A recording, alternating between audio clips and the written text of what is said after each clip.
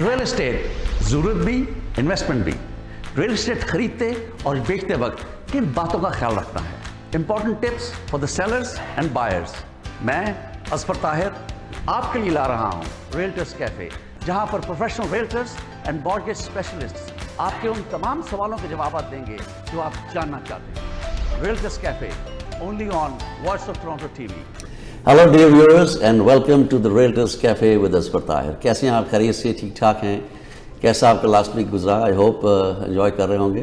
Weather में थोड़ी change आ रही है, लिटिल चिली इज़ गेटिंग, तो थोड़ा सा चेंज तो आएगी। बीच में थोड़ा वार्म भी होता है, तो सितंबर ऐसे चलेगा, उसके बाद अक्टूबर में भी थोड़ा बहुत। तो बस यही है, एंजॉय कीजिए, आगे तो फिर ठंड ही ठंड है। तो जैसे कि आप जानते हैं कि मैं अपने इस शो में हर दफ़ा एक नए प्रोफेशनल को लेके आता हूँ जो कि रियल एस्टेट से रिलेटेड हमारी जो जितनी भी फील्ड्स हैं और जितनी भी इंडस्ट्रीज़ हैं सारी लिंक्ड हैं। जैसे मैंने पहले भी अर्ज़ किया कि जैसे मॉर्गेज फाइनेंसिंग है, बैंकिंग इंडस्ट्री है, इंश्योरेंसेस हैं और होम इंस्पेक्शन है, और एक जैसे पहले भी मैं एक दो अपने दोस्त लेकर आया हूँ जो कि टैक्स एंड अकाउंटिंग से उनका ताल्लुक़ है।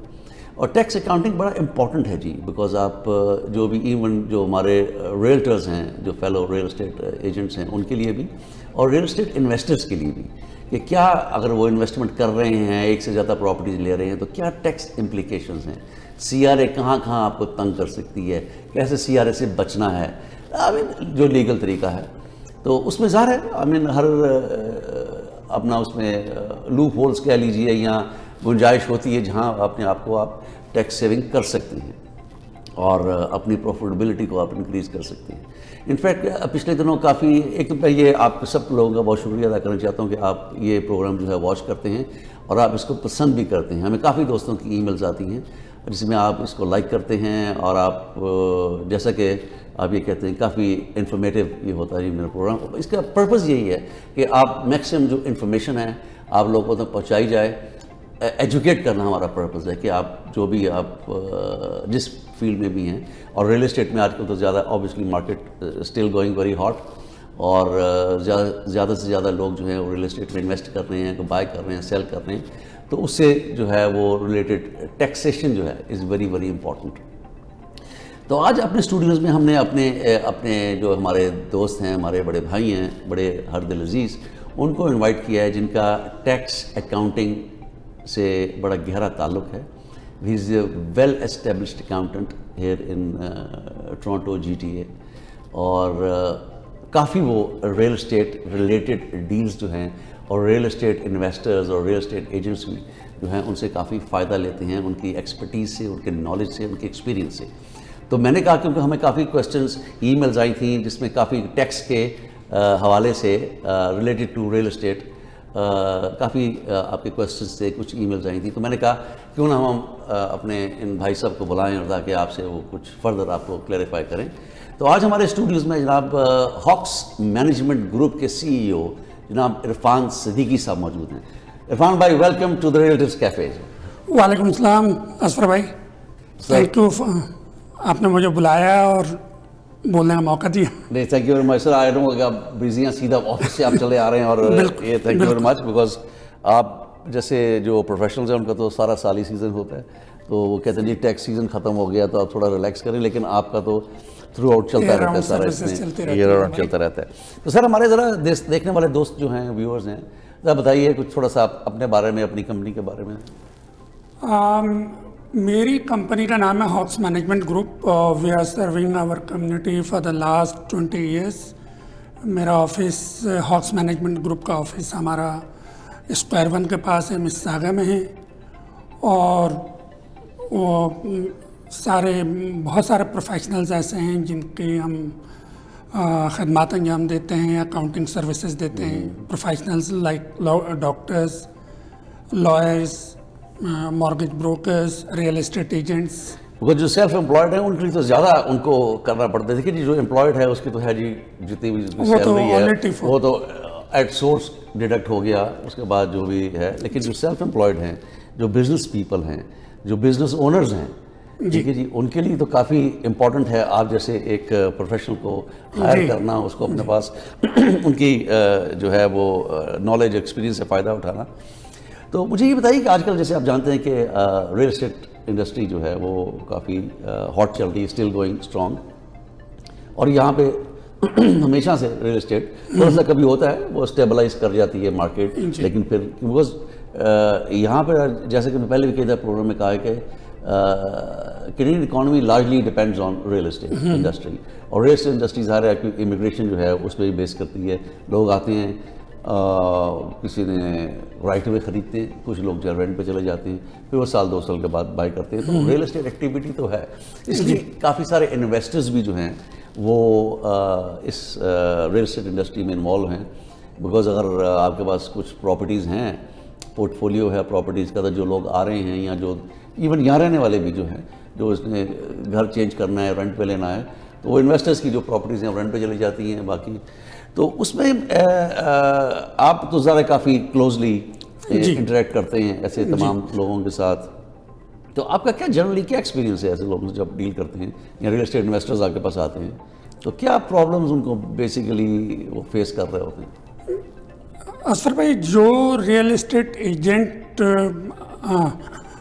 या जो इन्वेस्टर्स आते हैं हमारे पास, उनके ज़्यादातर 2000 आई थिंक 16 और ऑनवर्ड जो ये स्पेकुलेशन टैक्स 15% लगाए, उसकी बड़ी क्वेरीज आती हैं।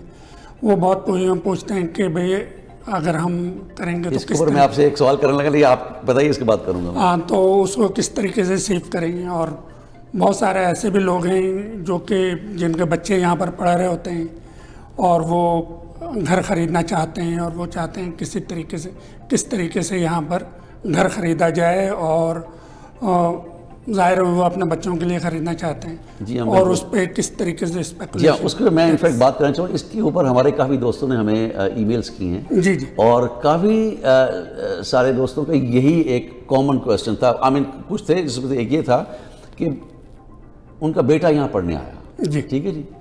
अब ज़ाहिर है कि जैसे कुछ 2017 में जो फॉरेन बायर टैक्स लगा था 15%, जी जी, ठीक है जी। अगर if you are non Canadian तो आपको फिर 15% on top of the purchase price आपको पे करना है to the government, to the CRA, which is a very hefty amount.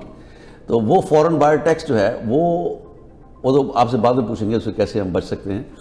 तो ये बताइए कि एक सॉरी मेरे एक दोस्त हैं अभी दुबई में, उन्होंने मुझे कॉल किया कि जी कि मेरा बेटा जो है यहाँ उसको एडमिशन हुआ है, वो पढ़ने आ गया यहाँ पर, और अब वो सोच रहे हैं कि यहाँ पे एक प्रॉपर्टी जो है वो बाई की जाए ताकि बेटा जो है इंस्टेड ऑफ के रेंटल पे रहे, यहाँ वो डॉर्म्स में रहे, यूनिवर्सिटी रेजिडेंसेस में रहने की बजाय अगर अपनी प्रॉपर्टी खरीद ली जाए। तो वो मुझसे पूछ रहे थे जी कि क्या अब मैं ख़रीदना चाहता हूँ, कि ख़रीद सकता हूँ या अपने नाम पे लूँ। मैं कि जी आप अपने नाम पे लेंगे तो you will be treated as a foreigner. तो कहते हैं मैं बेटे के नाम पे लूँ, तो इसके बारे में कुछ जरा हमें कुछ हमारे दोस्तों को जरा गाइड कीजिए। अच्छा, इसके बारे में ये है कि अगर मतलब बच्चे यहाँ पढ़ रहे हैं, स्टूडेंट यहाँ पढ़ रहे हैं, तो ख़रीद सकते हैं उनके नाम पे, बच्चों के नाम पे ख़रीद सकते हैं, लेकिन उसमें कुछ कंडीशंस हैं। कंडीशंस जैसे कि मिनिमम 2 इयर्स का उनका कोर्स हो, जो कि रजिस्टर्ड इंस्टीट्यूट वगैरह से होना चाहिए, और देना तो पड़ेगा ये 15% टैक्स। अच्छा, फिर भी देना पड़ेगा? अच्छा। फिर भी देना पड़ेगा, लेकिन अगर वो ये प्रूफ कर दें कि ये अपने पर्सनल रेजिडेंस के लिए बच्चा ख़रीद रहा है, स्टूडेंट ख़रीद रहा है, और 2 साल से ज़्यादा का उनका यहाँ पर स्टे है, स्टडी का प्रोग्राम है, तो बाद में from the date of purchase 4 years तक का टाइम होता है, वो क्लेम कर सकते हैं। अच्छा। और क्लेम बैक कर सकते हैं, वो 15% वापस मिल जाता है। अच्छा, यानी कि जो स्टूडेंट है उनके जो बेटा है या बेटी है, जी जी, तो उसके नाम पर या प्रॉपर्टी वो परचेज कर सकते हैं, but at the time of purchase I mean they have to pay 15% tax. Right, ठीक है जी। और वो आप कह रहे हैं कि 4 इयर्स का टाइम है, उसमें आप उसको क्लेम कर सकते हैं, हाँ, और जी, आपको वो फिर वापस मिल जाता है 15%। तो उसका एक क्राइटेरिया ये कहा कि 2 इयर्स का मिनिमम कोर्स होना चाहिए उनका जी। और उसके बाद ये भी तो होता है कि कई दफ़ा यहाँ तो अब ज़ाहिर है ये आई थिंक इंटरनेशनल स्टूडेंट्स को भी वर्क परमिट जो है वो ऑफ़र करते हैं द मोमेंट यू ग्रेजुएट। तो गवर्नमेंट ऑफ कनाडा जो है आपको आई थिंक 1 साल का work permit you can apply जी, जी। For that. तो उसमें जो है आप वर्क परमिट 1 साल यहाँ काम कीजिए। ये इमिग्रेशन रिलेटेड आपसे बातें कर रहा हूँ, ये जो थोड़ा बहुत मुझे था 1 साल अगर यहाँ पे आप काम करें तो उसके बाद you can apply for your immigration, ठीक है जी। बिकॉज यहाँ पे कहते हैं 1 साल का आपका वर्क एक्सपीरियंस होना चाहिए। तो वो इट मीन्स के अगर वो विद इन 4 years वो फॉल करता है तो you can then reclaim that, I mean जो 15% है स्पेकुलेशन टैक्स जो कहलाता है वो वापस ले सकते वापस मिल जाता। सीआरए दे देते हैं आसानी से, हैं जी। सीआरए आसानी से दे देता है। हाँ बिल्कुल दें। अगर आप सीआरए की एक बात मैं आपको ये बताऊं कि ना वो पैसा रखता है ना वो पैसा छोड़ता है। हाँ ये तो है, तो जो आपका एंटाइटलमेंट है वो आपको मिल जाएगा यानी मोरा जेट स्टाइल है जी। तो जो मतलब आपका राइट है वो आपको मिलेगा। वो हाँ वो तो मैंने देखा कि जब भी आपका प्रोसीजर्स आपको अडॉप्ट करने हैं वो आपको मिल जाएगा, उसमें मिल जाएगा। अच्छा ये बताइए कि एक कैनेडियन रेजिडेंट हैं या सिटीजन हैं, वो उनके भाई हैं या बहन हैं, भाई समझ लीजिए, वो फॉरेनर हैं, तो क्या वो उनके साथ मिलके प्रॉपर्टी यहाँ खरीद सकती हैं, जॉइंट प्रॉपर्टी? खरीद सकते हैं, बिल्कुल खरीद सकते हैं, बट अनफॉर्चुनेटली 15% उन्हें देना पड़ेगा। अच्छा, तो उसमें ये नहीं होगा कि अगर दो जॉइंट हैं तो 50% पे उनको जो भी कंसिडरेबल वैल्यू होती है, जो ट्रांसफ़र वैल्यू होती है प्रॉपर्टी, उस अमाउंट पे टैक्स लगेगा और वो देना पड़ता है। उसमें और बहुत सारे तरीके या वैसे तो कुछ सॉल्यूशंस हैं जो कि हम कर सकते हैं। जब क्लाइंट्स आते हैं कुछ हम उन्हें टिप्स वगैरह दे देते हैं, लेकिन बहुत मुश्किल होता है और कानून हमारा यही कहता है कि उसको देना पड़ेगा। देखा आपने जी, ये कुछ टिप्स होती हैं, कुछ ऐसे हिडन कार्ड्स होते हैं जो इरफान भाई जैसे प्रोफेशनल है वो ऑन स्क्रीन आपसे डिस्कस नहीं करेंगे ना, वो बताएंगे ये कार्ड ट्रम्प कार्ड होता है ना, चाहिए तो रखा होता है ना फिर उन्होंने। तो आप जो है इरफान सिद्दीकी साहब को कॉल कीजिए, हॉक्स मैनेजमेंट ग्रुप के CEO हैं, आपकी जो भी टैक्स रिलेटेड जो भी कोई इश्यूज़ हैं उनको। इरफान भाई अपना कॉन्टैक्ट नंबर तो हमारे दोस्तों को। मेरा टेलीफोन नंबर 416-508-0512। 512। अच्छा एक और चीज़ जो है, अच्छा ये तो हो गया कि अच्छा उसको देना पड़ेगा। अच्छा जैसे मुझे कन्फ्यूजन ये थी कि शायद प्रॉब्ली अगर 50% पे वो, बहुत सारे लोगों का ये होता है कि वो शायद प्रोरेटा हो जाए कि, लेकिन जो एक कानून है वो है। अच्छा उन्होंने 50% दे दिया जी, ठीक है जी।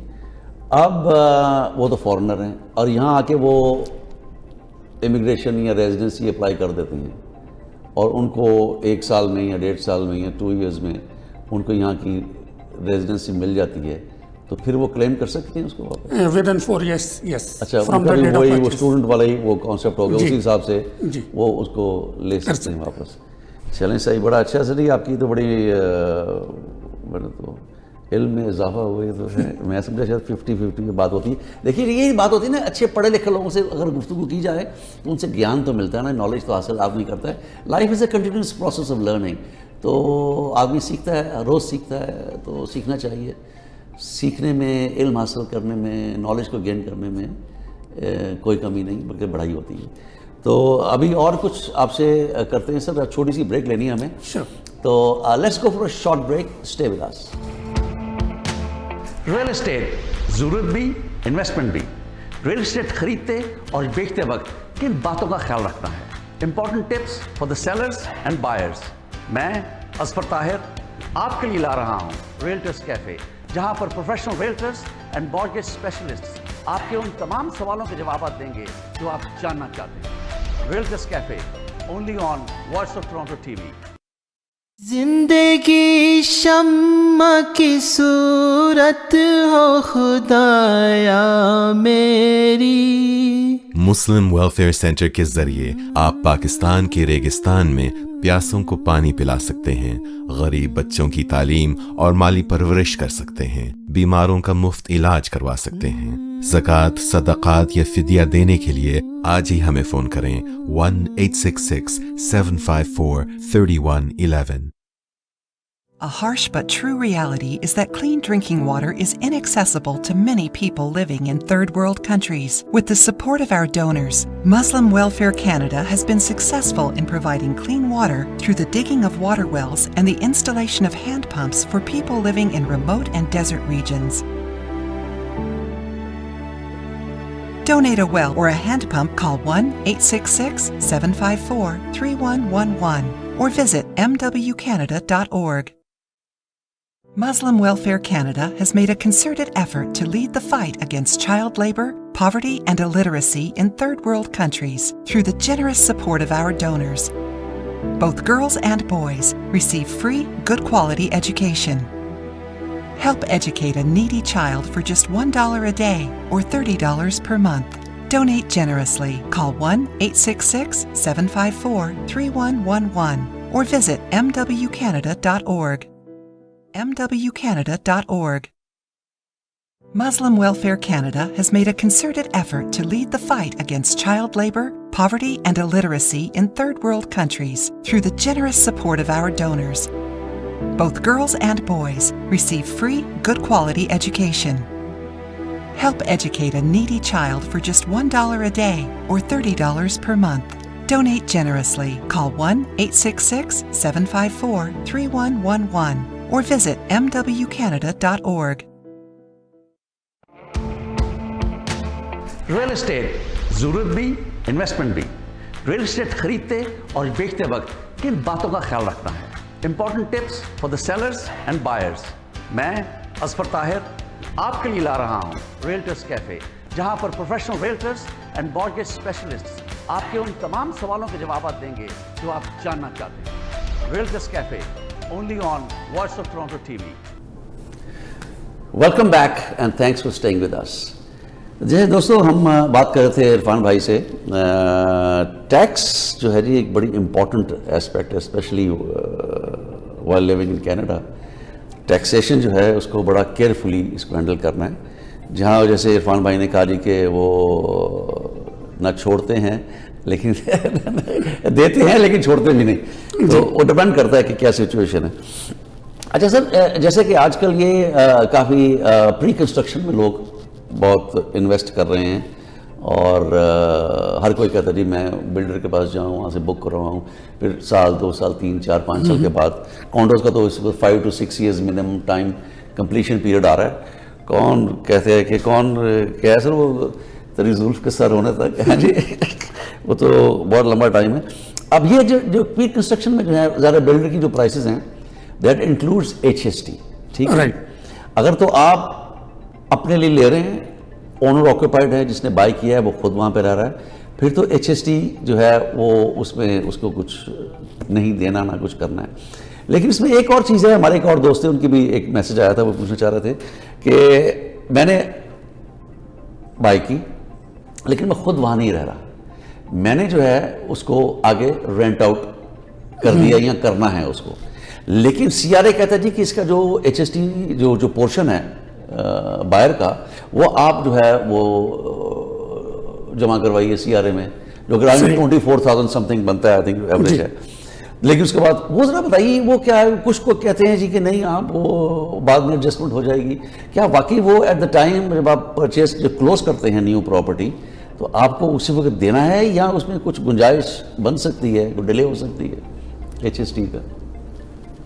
अच्छा असफर भाई, इसमें यह है कि अगर जब हम कोई इन्वेस्टमेंट प्रॉपर्टी खरीदते हैं तो eight the time of closing 24,000 तो देना पड़ता है गवर्नमेंट को, लेकिन उसके बाद 1 साल तक अगर वो अपनी प्रॉपर्टी को रेंट पे रखता है तो HST रिबेट क्लेम कर सकता है और रेवेन्यू कनाडा से वो उसे वापस मिल जाता है।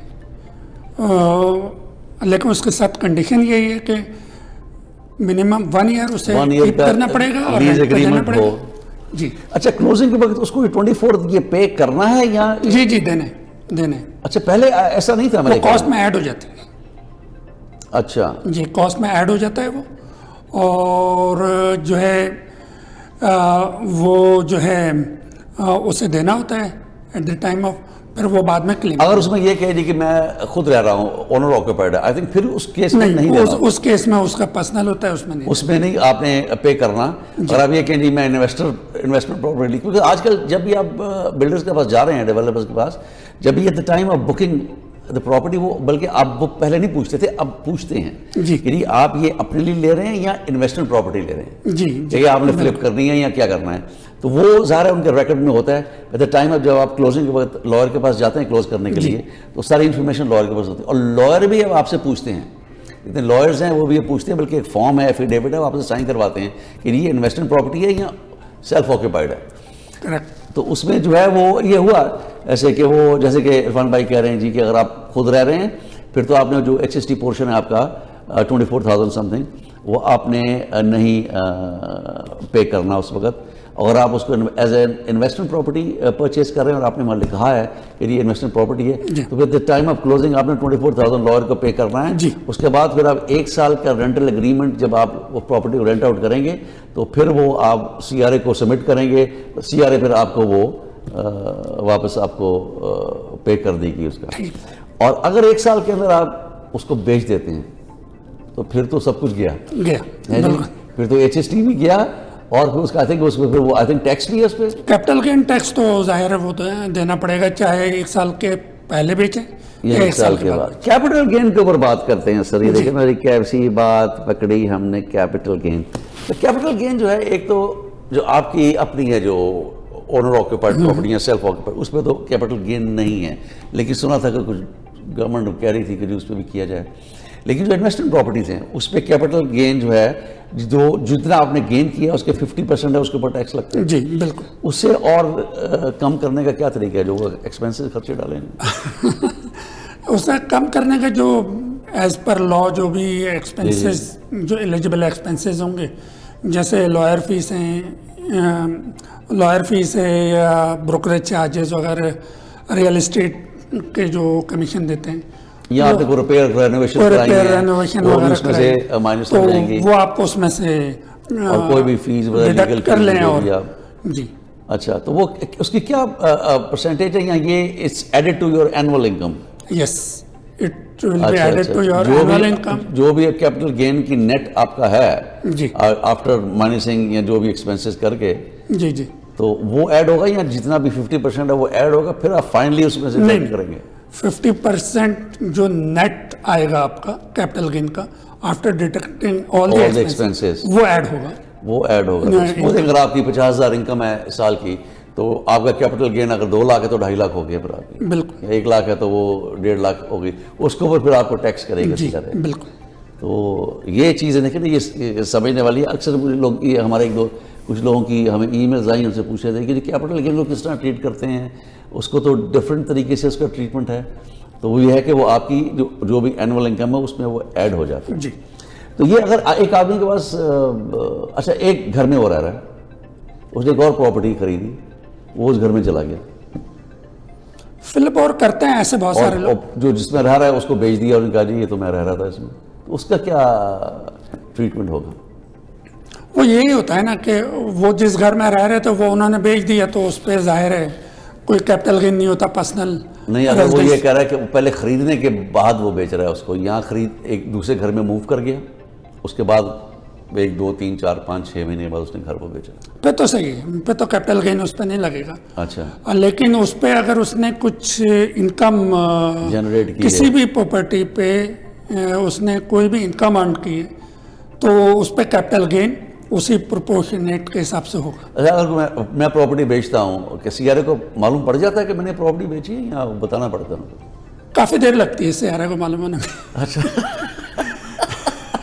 लेकिन ये कि बहरहाल यहाँ पर सिस्टम ऐसे हैं, सिस्टम उनके हैं, वो पूरा एवरीथिंग कंप्यूटराइज्ड है उसमें, वो आई थिंक रिपोर्ट होते टाइम लग जाता है। हाँ, हो सकता है, लेकिन कि CRA का मेन जो है कि वो सेल्फ डिक्लेयर्ड बेसिस पे इनकम टैक्स का या निज़ाम या सिस्टम बना हुआ है, तो वो एक्सपेक्ट ये करते हैं लोगों से अपने कि जो सही चीज़ है वो रिपोर्ट होगी। बिल्कुल, जो सही है वो करनी चाहिए, उसको छुपाने से हाइड करने से कोई फ़ायदा नहीं है, डाउन द रोड नुकसान ही होता है। पकड़े तो आप जाएंगे, आज नहीं पकड़े जाएंगे 2 साल बाद, 4 साल बाद, 5 साल के बाद, 10 साल बाद भी पकड़ 10 साल के बाद। जी। CRA तो ऐसे जैसे ना, वो तो फिर छोड़ेगी नहीं। लिहाजा जो आपकी जो है आपने जो पे कर रहे हैं, ज़ाहिर गवर्नमेंट ऑफ कनाडा से आप काफ़ी कुछ लेते भी तो हैं।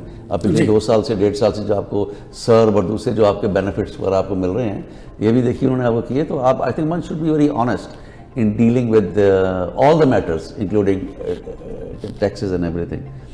अच्छा सर, एक और बात जो मैं रियल एस्टेट से ही मैं चाह रहा हूँ कनेक्टेड सारा रखूँ मैं। वैसे तो आपका माशाल्लाह बड़ी फील्ड और भी आप करते हैं, लेकिन अब यह है कि एक हमारे दोस्त, ये भी मुझे एक इनफैक्ट आप में से एक हमारे 2 दोस्तों ने ईमेल आई थी कि जी उनके पास रेंटल प्रॉपर्टीज़ हैं, जहाँ रेंटल प्रॉपर्टी है, ठीक है जी, और वो ये कह रहे हैं जी कि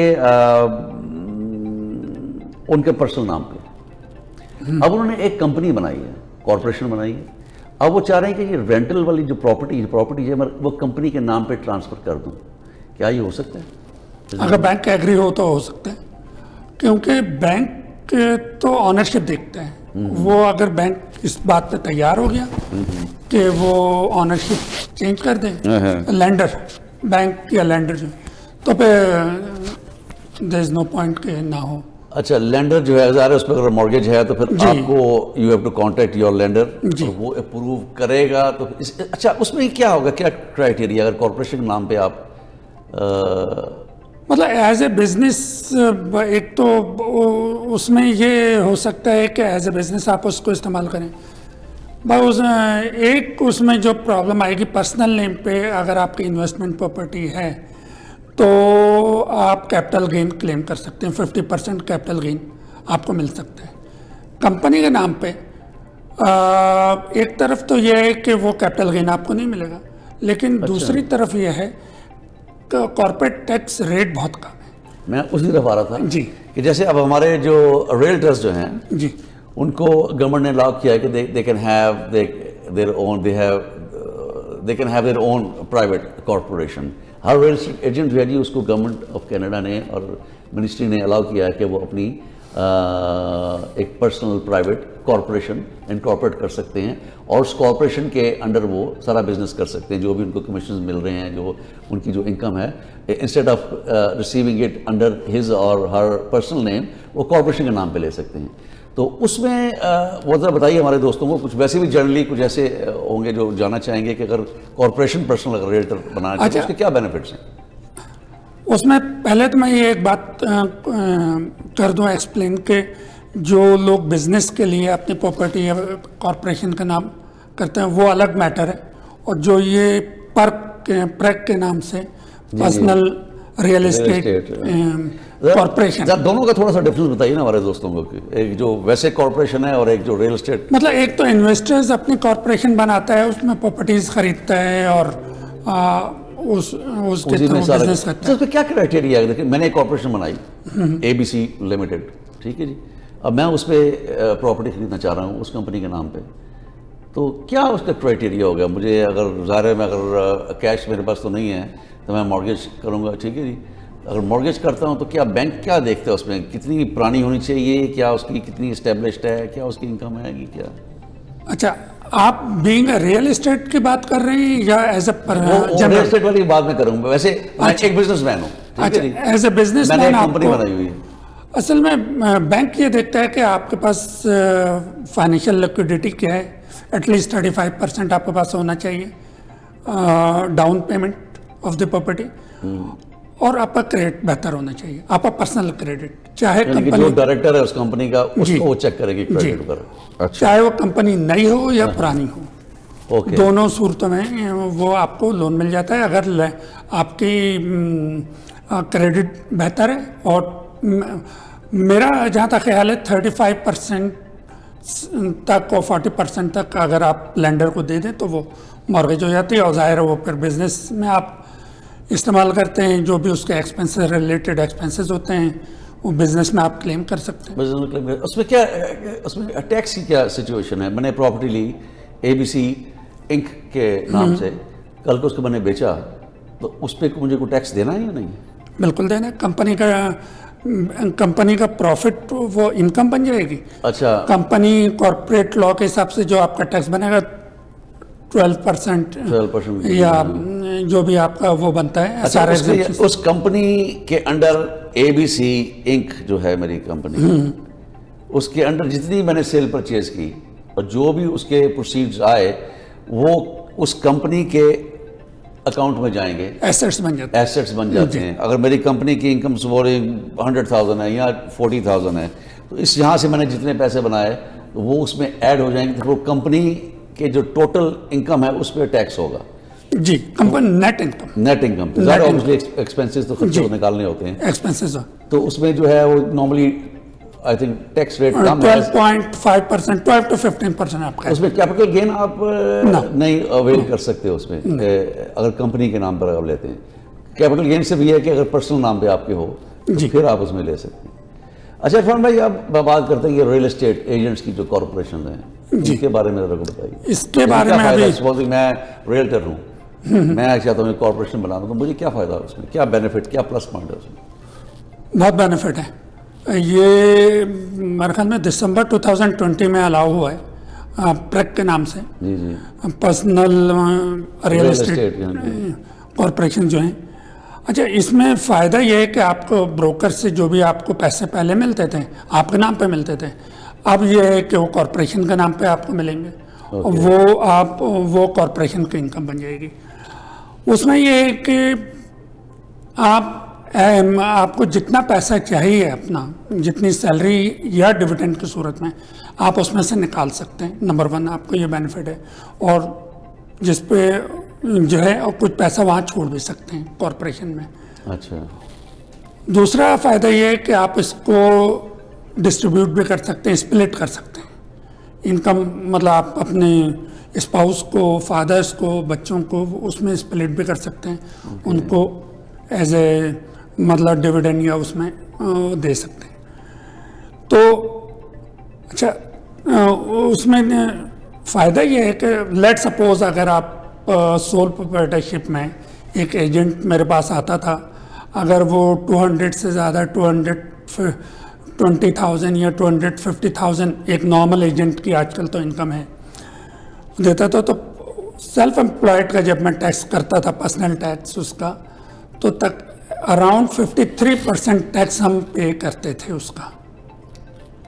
कॉरपोरेशन में वही टैक्स आपका 12% हो जाता है। 12% पे कॉर्पोरेशन जी, और उसमें यह है कि आपको 40,000 आप अपनी सैलरी निकालें, बाकी उसमें छोड़ दें, और जो आपके स्पाउस हैं या पेरेंट्स हैं उनमें आप स्प्लिट भी कर सकते हैं। वही। अच्छा, उसमें तो आपने कहा जो कॉर्पोरेशन के नाम पे आपने लिया तो वो 12% जो जितनी भी इनकम आई उसमें 12% आपने पे करना है अराउंड। उसमें से अगर मैंने अपने लिए 40-50 हज़ार डॉलर निकाले तो मुझे भी को पे करना पड़ेगा उसके ऊपर, या वो नहीं? आप तो उसमें जाहिर एज ए सैलरी आप उसमें से निकालेंगे, और आपका पर्सनल टैक्स जो बनेगा उस पर आपको CPP देना पड़ेगा, और जो उस पर टैक्स बनेगा वो देना होगा। अच्छा, तो उसमें यह है कि एक से ज़्यादा डायरेक्टर्स भी हो सकते हैं इस कंपनी। अच्छा, हमारी रियल एस्टेट की एजेंट्स की जो है रियल्टर्स कॉर्पोरेशन, उसमें और भी कोई डायरेक्टर बन सकते हैं या सिर्फ वही होगा? वो आप ही होंगे। प्रोफेशनल कॉर्पोरेशन कहलाती है, आपके नाम के साथ बनती है और प्रोफेशनल कॉर्पोरेशन होती है, आप ही हो सकते हैं, लेकिन शेयर होल्डर्स और हो सकते हैं।